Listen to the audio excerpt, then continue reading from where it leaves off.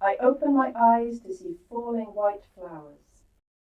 I am lying on my back, a young girl dreaming in the springtime of Ukraine, and the branches of the lilac tree above me are moving from side to side in a warm wind. Syringa, buzok, lilac, in the trembling morning light. The sunshine touches my face as it tumbles between the bright leaves. It moves from side to side with the wind and brushes gently over my skin, painting it golden shadow, golden shadow. A girl in a white dress painted gold and warm and spring light. I open my eyes and close them. This spring, the nights and days are stretching themselves out in a half-heat sleep. The garden is full of high grass and early poppies, and the fragrance of the lilac draws out the sunshine hours in a heavy flowered dream, barely open, barely closed.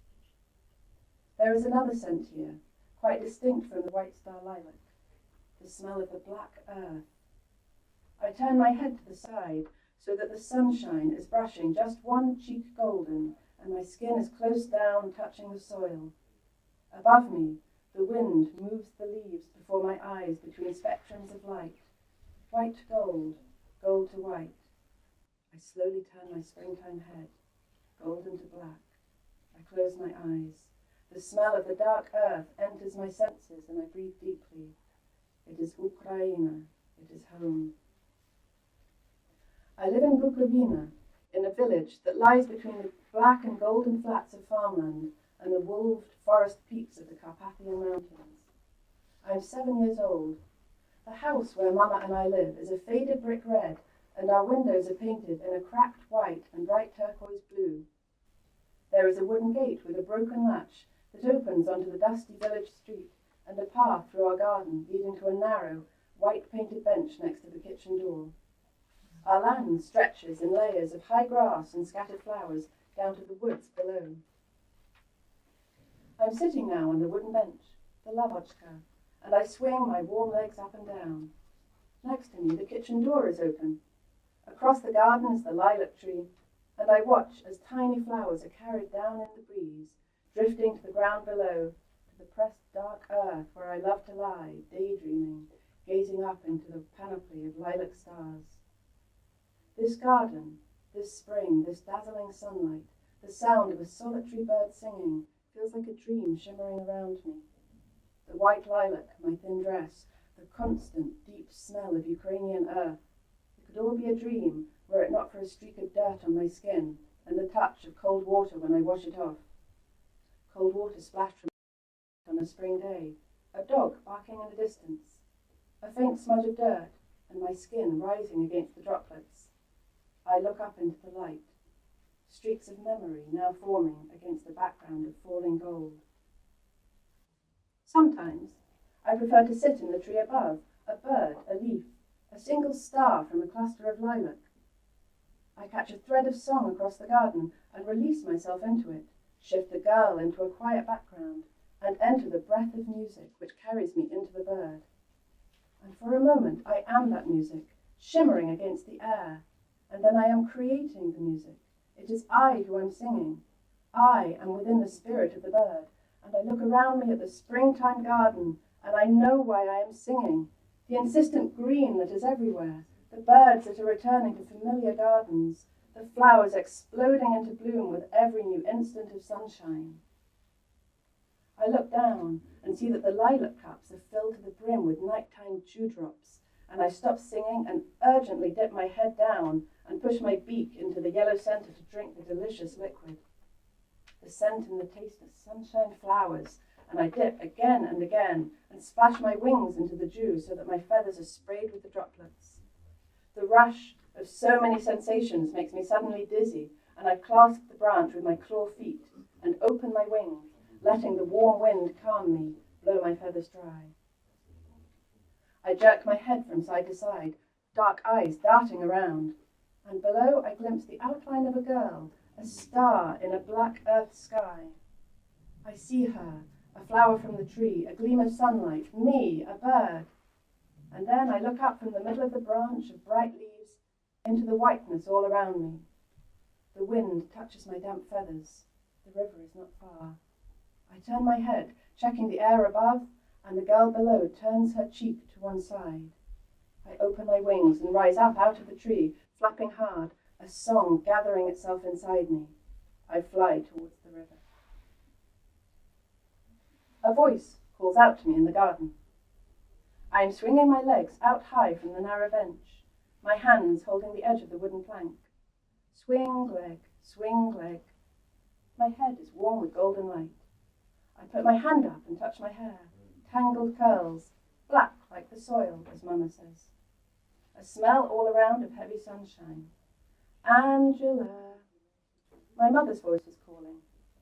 Tiny flowers fall around my shoulders as the three sounds move slowly towards me from the kitchen window, where Mama stands looking out at me.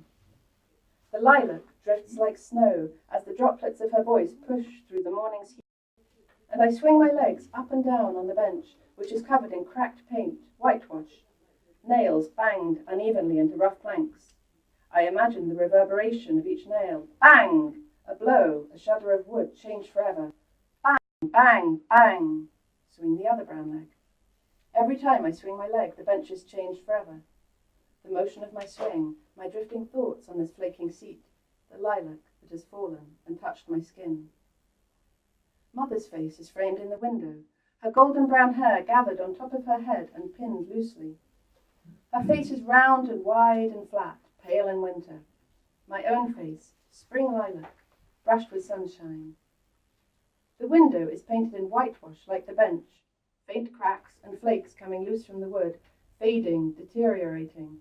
Every moment, I think, our lives passing by and through, opening and closing, and all the while they are quietly falling apart, disappearing into the dust around us.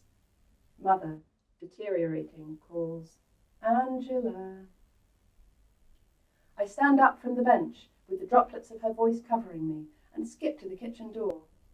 I stand halfway in the doorway so that she can see me through the window frame into the garden, and at the same time, in the kitchen. She laughs, her eyes creasing, hair tumbling from its pins, and she holds out her hands to me. I'm making a cake, she says. Mama, mamochka, mamusia, matenka moja. Mother's face, pale and winter, flat and wide, and the most beautiful thing in the world to me.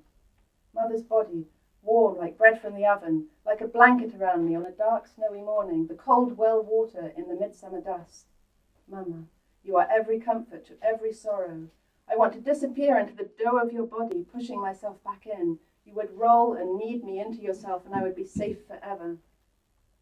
The spring breeze lifts my hair in the doorway. I want to fly.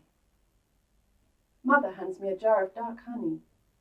On the kitchen table is a chipped bowl, and I take a spoon from the drawer and stand over it.